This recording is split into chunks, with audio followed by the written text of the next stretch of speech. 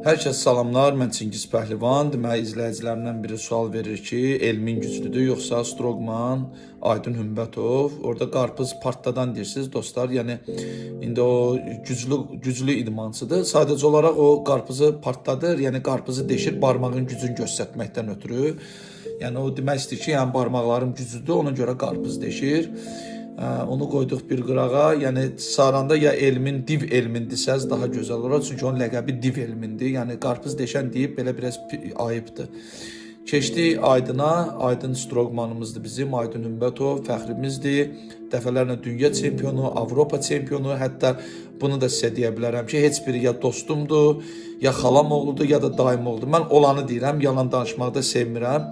Aydın Hümbətov, yəni hər tərəfli, Çində də elmindən güclüdür, Tiaqası da elmindən güclüdür. Hətta yük maşınlarına Aydın Hümbətov rekord qırıbdır. Yəni müəyyən bir vaxt ərzində dartmaqda rekord qırır. Yəni Aydın Hümbətov da yük maşınları dartır.